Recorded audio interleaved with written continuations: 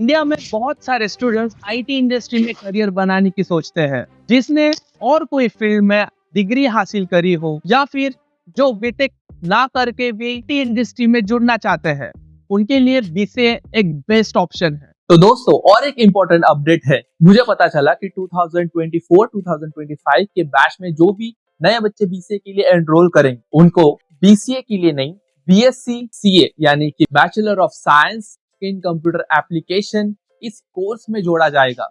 ये एग्जैक्टली मुझे पता नहीं कि महाराष्ट्र में ऐसा नेम सजेस्ट किया गया है या फिर ऑल ओवर इंडिया में, लेकिन जब भी मैं इस वीडियो में जिक्र करूंगा बीसीए के रिलेटेड तो आप समझ लेना कि मैं बीएससी सीए के बारे में कह रहा हूँ। मैंने इस वीडियो को बनाने के लिए लगभग सारे वीडियोस जो यूट्यूब पर अवेलेबल है उन सबको एनालाइज करा है और बीसीए के रिलेटेड सारे क्वेश्चंस के आंसर इसी वीडियो में एक्सप्लेन करूंगा। क्वेश्चंस लाइक बीसीए और बीएससी कंप्यूटर साइंस में आखिर फर्क क्या होता है, यानी कि सब्जेक्ट क्या अलग होते हैं या फिर सेम होते हैं, किसमें मैथ्स होता है किसमें मैथ्स नहीं होता है, और आपके लिए कौन सा बेस्ट होगा। आखिर से करने के लिए आपको 12th के बाद कितने मार्क्स होने चाहिए और आपको कौन से स्ट्रीम से होना चाहिए, जैसे कि साइंस में होना चाहिए, आर्ट्स में या फिर कॉमर्स में। क्या इन तीनों स्ट्रीम में कौन सा भी स्ट्रीम हो, क्या वो भी एनरोल कर सकते हैं बीसीए के लिए। बीसीए करने के बाद क्या हम पोस्ट ग्रेजुएशन के लिए जैसे कि एमसीए या फिर एमबीए करने के लिए अब्रॉड जा सकते हैं। वहां जाकर एमबीए या फिर एमसीए अगर आप करते हो, अगर आप वहां पर ही काम करोगे तो आपको कितने लाख्स के पैकेज मिलेंगे, या फिर आप वहां से रिटर्न इंडिया आते हो तो यहाँ पर आपको कितने लाख्स का पैकेज मिल सकता है। सारे सवालों का जवाब आपको इस वीडियो में मिल जाएगा, तो वीडियो आखिर तक देखना।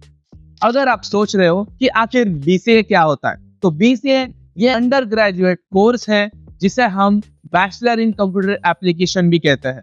इसमें आपको कंप्यूटर साइंस और सॉफ्टवेयर डेवलपमेंट पर फोकस कराया जाता है। बीसीए में कंप्यूटर लैंग्वेजेस जैसे कि C, C++, Java, Python, object oriented programming language आपको सिखाया जाता है। इसके साथ साथ डेटाबेस मैनेजमेंट, उसके लिए लगने वाले PostgreSQL, MySQL, ये सब कुछ आपको सिखाया जाता है, और कंप्यूटर नेटवर्क की सारी जानकारी आपको बीसीए में मिल जाएगी। ये सब्जेक्ट और इनके रिलेटेड टॉपिक्स आपको आईटी इंडस्ट्री में जॉब मिलने में पूरी मदद करेगी। बीसीए और बीएससी में आखिर फर्क क्या होता है। बीएससी कंप्यूटर साइंस यानी कि ये डिपेंड होता है सबसे ज्यादा कंसेप्ट और थ्योरीज पर।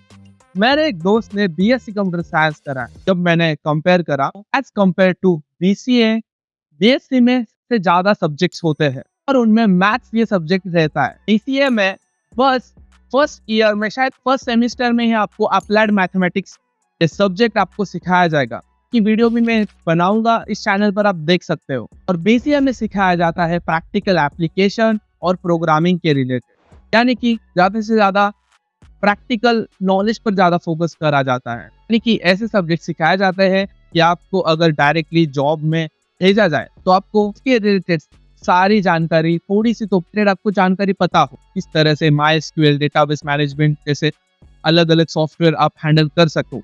आपको कम से कम प्रोग्रामिंग लैंग्वेज की नॉलेज तो आनी चाहिए। तो आईटी इंडस्ट्री की रिलेटेड डायरेक्टली आपको एप्लीकेशन बेस्ड बीसीए में सिखाया जाता है। अगर आप सोच रहे हो कि आपको बीएससी कंप्यूटर साइंस कर कौन सी नौकरी मिल सकती है, तो बीएससी करने पर सॉफ्टवेयर डेवलपमेंट, यानी कि उसे कहते हैं अपन software developer, web designer, system administration, network administration में आपको काम मिल सकता है। इसके साथ साथ रिसर्च एंड डेवलपमेंट में भी आप काम कर सकते हो। ज्यादातर बीएससी करने पर लोग प्रोफेसरशिप यानी कि कॉलेज में पढ़ाना प्रेफर करते हैं। ये बीएससी का एक प्लस पॉइंट होता है। अगर रही बात बीसीए की कि आपको कौन सी नौकरी मिलेगी, तो यहाँ पर भी आपको web designer, software developer, system and network administration के जॉब आपको मिल सकते हैं। अगर ओवरऑल कंक्लूजन समझें तो बीएससी का सबसे ज्यादा फोकस होता है थियोरेटिकल एंड कंसेप्चुअल नॉलेज पर, और एज कंपेयर टू बीसीए को अगर देखा जाए तो वहां पर एप्लीकेशन बेस्ड चीजें सबसे ज्यादा सिखाई जाती है।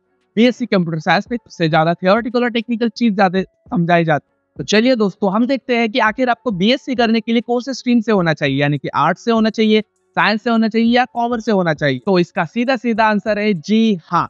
साइंस के स्टूडेंट तो नेचुरली फिट बैठते हैं, तो इसलिए वो बीसीए में एनरोल कर सकते हैं। लेकिन आर्ट्स और कॉमर्स वालों का क्या? जी हाँ, आर्ट्स और कॉमर्स वाले भी बीसीए में एनरोल कर सकते हैं। बस आर्ट्स और साइंस वाले स्टूडेंट्स को ज्यादा इंटरेस्ट होना चाहिए इंफॉर्मेशन टेक्नोलॉजी में, यानी कि अलग अलग गैजेट या फिर सॉफ्टवेयर में उनकी रुचि होनी चाहिए। और साइंस के स्टूडेंट जैसे ही आपको मेहनत करनी पड़ेगी या फिर आपको थोड़ा सा ज्यादा मेहनत करना पड़ेगा। और रही बात साइंस स्ट्रीम वालों की, उनको तो कोई टेंशन नहीं है, बस उनको थोड़ी मेहनत करनी पड़ेगी। उनको तो इंटरेस्ट होता ही है, ज्यादा फोकस नहीं करना पड़ेगा। उन्होंने जेई या फिर नीट अगर करी हो तो इस तरह के प्रेशर या फिर अलग अलग प्रकार के सब्जेक्ट को हैंडल करना उनको आसान ही होगा। एक सवाल होता है कि बोलते हैं बच्चे कि भैया मैंने 11th-12th में पीसीबी लिया था स्ट्रीम, यानी कि फिजिक्स केमिस्ट्री बायो ये लिया था, तो मेरा मैथ्स नहीं था, पर क्या मैं बीसीए ले सकता हूँ? इसका आंसर है यस, आप ले सकते हो। मेरा एक दोस्त है, उसने भी पीसीबी करा था, यानी कि फिजिक्स केमिस्ट्री बायो का करा था, लेकिन उसका कुछ हुआ नहीं, इसलिए उसने बीसीए में एनरोल करा। आपको एडमिशन मिल जाता है। और एक डाउट होता है बच्चों का, उनको लगता है, वो पूछते हैं कि डिप्लोमा अगर हमने करी हो इंजीनियरिंग और कंप्यूटर एप्लीकेशन और इंफॉर्मेशन टेक्नोलॉजी के अंदर, तो वो 50% एग्रीगेट से बीसीए में एनरोल कर सकते हैं। तो अभी हम बात करेंगे कि बीसीए करने के लिए आपको कितने मार्क्स मिनिमम रिक्वायरमेंट चाहिए और आपको कौन सी गवर्नमेंट की एग्जाम देनी होगी अगर आप गवर्नमेंट से जुड़ना चाहते हो बीसीए करने के लिए एक अच्छे खासे गवर्नमेंट कॉलेज में। ये तो हर कॉलेज के हिसाब से वो अलग अलग रिक्वायरमेंट रहती है। फॉर एग्जांपल कुछ कॉलेज 40 to 50% के मिनिमम मार्क्स तो चाहते ही चाहते हैं, यानी कि मिनिमम परसेंटेज तो चाहते ही चाहते हैं। इसके साथ साथ अगर आप रिजर्व कैटेगरी से बिलोंग हो तो 5% ऊपर नीचे आपको मार्क्स मिले हो तो भी चलेगा, आपको बीसीए के लिए एडमिशन मिल सकता है। तो आपको ये सवाल आ रहा होगा कि हमें कौन सी एग्जाम गवर्नमेंट की देनी चाहिए, तो इसके लिए है सीईटी, यानी स्टेट की सीईटी। उससे आप BBA, BCA, BBA, BMS, BBM, CMCA जैसे कोर्सेज के लिए एग्जाम्स आप दे सकते हो। सीयूईटी यानी कि कॉमन यूनिवर्सिटी एंट्रेंस टेस्ट, ये आपको देनी पड़ेगी। एक्चुअली ये एग्जाम दो प्रकार की होती है, एक यूजी के लिए, एक पीजी के लिए, यानी कि अंडर ग्रेजुएट के लिए और पोस्ट ग्रेजुएशन के लिए। तो अभी हम फिलहाल बात करेंगे अंडर ग्रेजुएट के लिए। तो अंडर ग्रेजुएट की हम बात करते हैं कि कौन से यूनिवर्सिटी हमें प्रेफर करनी चाहिए। एक होती है स्टेट यूनिवर्सिटी के लिए और एक होती है सेंट्रल यूनिवर्सिटी के लिए। अगर आपको सेंट्रल यूनिवर्सिटी में एनरोल करना हो तो वो कौन से यूनिवर्सिटी हो सकते हैं, तो उसमें आता है नाम Savitribai Phule Pune university, second number पे आती है Rajiv Gandhi university, third number पर आती है यूनिवर्सिटी ऑफ इलाहाबाद। अगर आप महाराष्ट्र से बिलोंग करते हो तो आप ये बात बहुत ध्यान से सुनना, DY पाटिल इन पुणे महाराष्ट्र में अगर आप एनरोल करते हो तो बहुत अच्छे से आपको सुविधा मिलेगी। मैंने भी DY पाटिल से बीसीए कंप्लीट करा। MIT, सिम्बायोसिस और मॉडर्न कॉलेज भी आप प्रेफर कर सकते हो। तो दोस्तों आप सोच रहे होंगे कि भाई साहब अगर हम बीसीए करने के बाद बाहर जाकर यानी कि अब्रॉड में जाकर पोस्ट ग्रेजुएशन कर सकते हैं क्या? अगर हम अब्रॉड में पोस्ट ग्रेजुएशन करेंगे और इंडिया रिटर्न आएंगे तो हमें कितनी लाख्स की पैकेज मिल सकता है? अगर हम अब्रॉड में ही पीजी करने के बाद अगर वहां पर ही जॉब करेंगे तो कितनी लाख्स की पैकेज हमें मिल सकता है?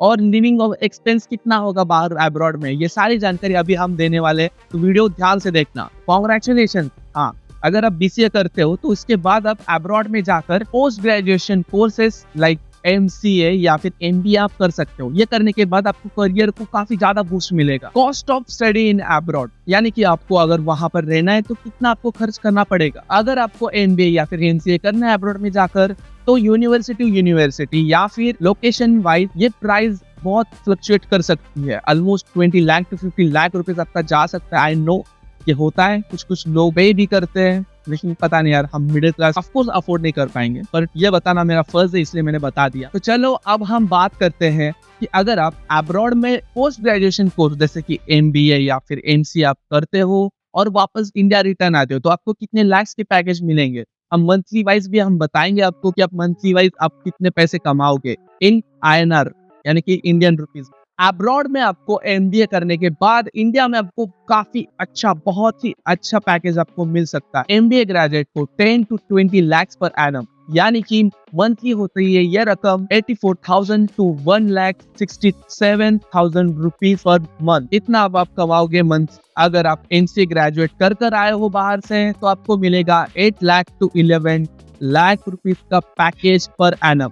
ये मंथली कितनी रकम होती है? तो ये होती है रकम 66,000 to 1,25,000 पर मंथ, या फिर इससे ज्यादा आप एक्सपेक्ट कर सकते हो। ये कंपनी टू कंपनी वैरी करती है। अगर कंपनी एमएनसी हो तो आप और भी आपको अच्छे से ऑफर मिलेंगे और एक्सपीरियंस के साथ साथ आपकी इंक्रीमेंट भी होगी, प्रमोशन तो आपको ऑफ कोर्स मिलेगा ही। और हाँ यार, थोड़ा सा अलग सा रुतबा भी होता है कि आपने बाहर से एमबीए फिर एमसीए करा है, पोस्ट ग्रेजुएशन कोर्स करे हैं, तो आपको काफी ज्यादा प्रेफर करा जाता है आईटी इंडस्ट्रीज में। अगर आप सोच रहे हो कि मैं अब्रॉड में ही जाकर एमबीए या फिर एमसीए पोस्ट ग्रेजुएशन जैसे कोर्स करूंगा और वहां पर ही जाकर सेटल होना चाहता हो या फिर वहां पर ही आप नौकरी करने चाहते हो, तो आपको कितने लैक्स के पैकेज मिलेगी। अगर आप बाहर से ही एमबीए करते हो, पोस्ट ग्रेजुएशन की कोर्स करते हो बीसीए करने के बाद, तो आपको सालाना यानी कि आप एक साल में आप कमाओगे 50 लाख टू 1 करोड़ रुपीस। अब आपकी वो योग्यता पर डिपेंड है कि आप किस तरह से अपने स्किल दिखाते हो। और ये रकम होती है पर मंथ 4,16,000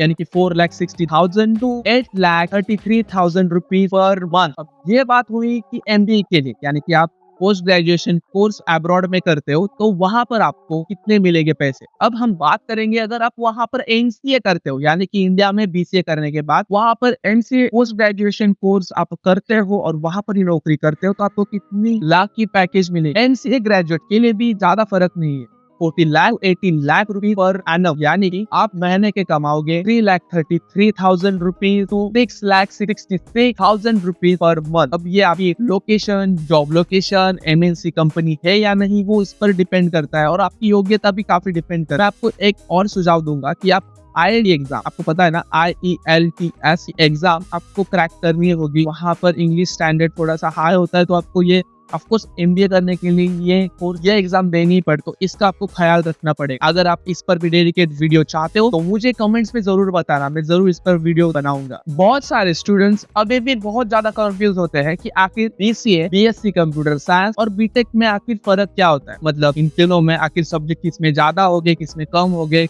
और कौन सा सब्जेक्ट सबसे ज्यादा डिफिकल्ट होगा, बीएससी में होगा, बीसीए में होगा या फिर बीटेक में होगा। अगर बीसीए, बीएससी और बीटेक में कोर्स की ड्यूरेशन आखिर कितनी होगी, सब कुछ आपको मैं अभी बताने वाला हूँ, तो वीडियो ध्यान से देखना हो। तो हम अब बात करेंगे बीसीए के रिलेटेड। तो बीसीए के रिलेटेड जो चेक बॉक्स पहले फर्स्ट होगा वो है कि हर एक स्टूडेंट को टेक्निकल नॉलेज ज्यादा पसंद नहीं होती। आई मीन उनको ज्यादा कंसेप्चुअल नॉलेज ज्यादा पसंद नहीं होती, लेकिन उनको एप्लीकेशन बेस्ड नॉलेज गेन करना बहुत अच्छा लगता है। यानी कि एप्लीकेशन बेस्ड सॉफ्टवेयर चलाना, जैसे कि डेटाबेस मैनेजमेंट के रिलेटेड माइस्क्यूएल हो गए या फिर पोस्टग्रेस एसक्यूएल हो गए, वो उनको बहुत पसंद होता है। यानी कि बीसीए में जिसको आईटी इंडस्ट्री में करियर बनाना है, लेकिन ज्यादा टेक्निकल और कंसेप्शन नॉलेज नहीं चाहिए फिलहाल, बस एप्लीकेशन बेस्ड है, या फिर आईटी इंडस्ट्री में उनको जॉब चाहिए, तो वो यही ऑप्शन चूज करते हैं जो कि बीसीए है। अब बात करते हैं हम बीएससी कंप्यूटर साइंस। बीएससी ये कोर्स ज्यादा थियोरेटिकल होता है। इसमें कंप्यूटर साइंस को काफी ज्यादा गहराई से समझाया जाता है। जो भी फंडामेंटल कंसेप्ट होंगे पूरे थियोरेटिकल स्ट्रक्चर कंसेप्ट वाइज समझाया जाता है, जैसे डेटा स्ट्रक्चर हो गया, अलग प्रकार के एल्गोरिदम्स को बहुत ही ज्यादा थियोरेटिकल कंसेप्ट के द्वारा समझाया जाता है। बीटेक ये कोर्स